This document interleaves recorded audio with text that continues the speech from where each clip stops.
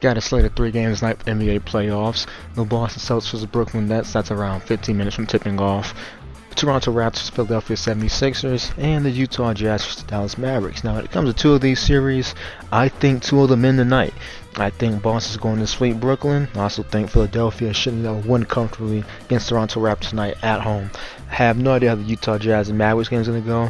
I'm going to lean towards the Mavericks. Luka, got a little bit of rest. He looked good in his last game. He should be less hesitant when it comes to his calf strain, and I think he'll be really good to go tonight for today's game. And the recent development regarding injuries, which isn't surprising to me at all, is Ben Simmons being ruled out for Game 4. Now, a few days ago, he was intending to play in Game 4 and make his debut in the series. Robert Williams made his Game 3 debut. They won that. He played limited minutes.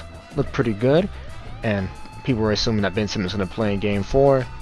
But yesterday, he was ruled out. I don't know why. I'm just going to assume, the back injury and whatnot. Is it selfish? Yes. Is he getting cooked by NBA media and probably some of his peers? Absolutely. But it just doesn't surprise me. That's been this Brooklyn Nets team all year. So yeah, Ben Simmons, one of the few players you just hope that they get right from the injuries, they rehab, have successful rehab, successful offseason, like Jamal Murray, Kawhi Leonard, Zion Williamson. You just hope everyone gets healthy. MPJ, Ben Simmons, obviously. Just hope they all get healthy, they have a good offseason, and ready to debut and play in meaningful games next year. But currently, Ben Simmons will not be playing. But you could really sum up this Brooklyn Nets team with 3 words: skilled, selfish, and stupid. Because that's what they are. Very skilled players. I mean, you're not going to say Ben Simmons is skilled offensively, but elite defensively when it comes to his skill. Kyrie, KD, both elite offensive players. And yes, Ben Simmons is selfish, Kyrie is selfish and stupid, and that's why the Brooklyn Nets are in the position they are in right now. I could say they lack self-awareness too with some of these quotes they had throughout the year on like why they're not gelling properly, or they want to get all their guys together when one guy is the reason why they're not completely gelled, even though the other team they're playing against weren't doing the best at the All-Star break. Spot Celtics for around 500 at the All-Star break, but they stuck through it, they got better. Brooklyn had to deal with some injuries when it came to KD being hurt. You could attribute that to him maybe playing some of those extended minutes in those games. He was playing like upwards of 36, 37 minutes, which is alright in some games, but you really want to keep those guys playing, 34, 35. But when they're in these dogfights because you got Kyrie not playing at home due to his city's mandates and his vaccination status, and you don't have Ben Simmons playing in general because, again, he's already hurt. You're not giving your team the best chance to really gel, build chemistry, and just win games, prevent you from going against, a 2 seed in the first place in the first round. So that's Brooklyn for you. Could they win tonight's game? Maybe. I honestly anticipate KD and Kyrie both having great games. I just don't think it'll be enough because I'm going to anticipate Jaylen Brown and Jason Tatum having great games as well. And the team around Boston is better compared to the team around Brooklyn. So I got Boston winning another close game, probably with only 43 points, and I got Brooklyn getting swept.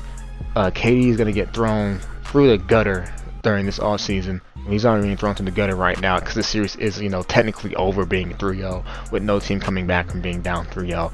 And no, I don't think Brooklyn's going to change that.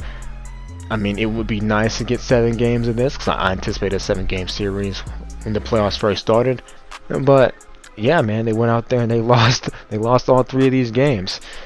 They could win tonight. You'll need KD to be more aggressive because he hasn't been the most aggressive in the second half. Well, at least in the last game, because he was aggressive in Game 3, but he was 0 for 10 in the second half. What was that Game 2?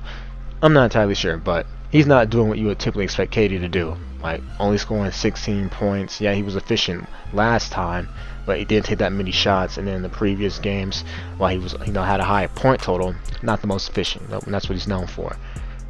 Kyrie, he had a 10-point game too, so that's a stinker. Well, man, we'll just wait and see. I don't know.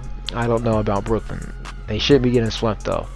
I already talked about Philly. Oh, I need to talk about Joel's injury. He has a thumb issue. It did bother him in the last game.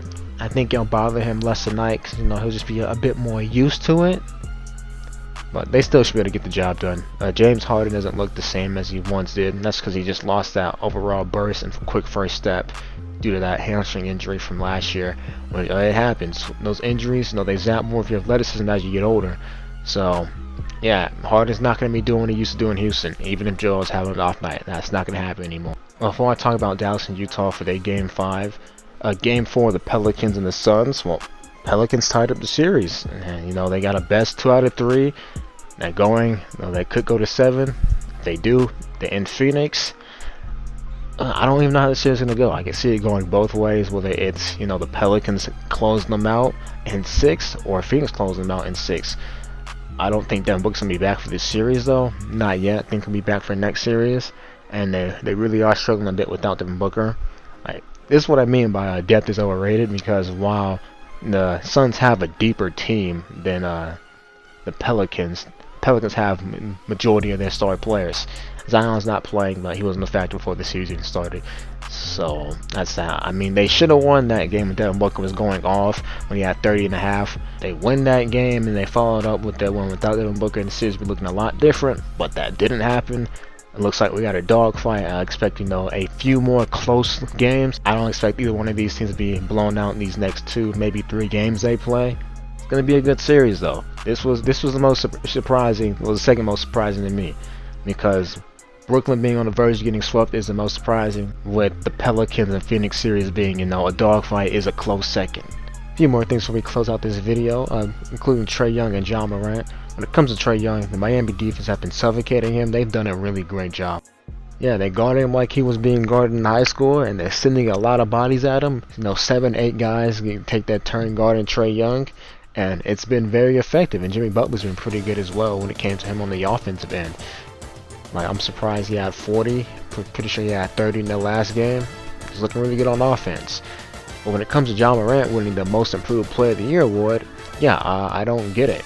I really don't. Second overall pick, Rookie of the Year. Him having these improvements isn't surprising. It is expected for a second overall pick. I mean, he led his team to the playoffs last year. Yeah, they lost in 4 against Utah, but young team. I don't know why he is the Most Improved Player of the Year. Should go to Jordan Poole or Darius Garland. Either one of those guys would have been fine, but it went to Ja. Whatever. It doesn't make much sense. I don't get the point of him getting the award at all. I'm not going to lie to you. It's just odd. It's just odd. Another thing that's odd is, you know, how they had Ben Simmons and Blake Griffin win Rookie of the Year after their rookie seasons. It was the first season they played in, because, you know, they had to deal with injuries. I don't get it. I don't get it. NBA, you know, award voting is weird in some cases. It really is weird. Doesn't make much sense at all to me. Scotty Barnes won Rookie of the Year too, which isn't surprising. I thought it could have gone to Mobley. That's what I thought it was going to, but it went to Scotty, and I have no problem with it. He was the most consistent throughout the year. Cade, Jalen, they've had, you know, rough starts to begin the season, and Scotty's been the most consistent throughout the entire year. So, Rookie of the Year, that voting's fine. Most Improved Player, awful. I don't know who the Coach of the Year is yet. It could be Monty Williams. It should be, but I have no idea who won Coach of the Year yet. Without the way, ladies and gentlemen, y'all stay safe, and I'm out.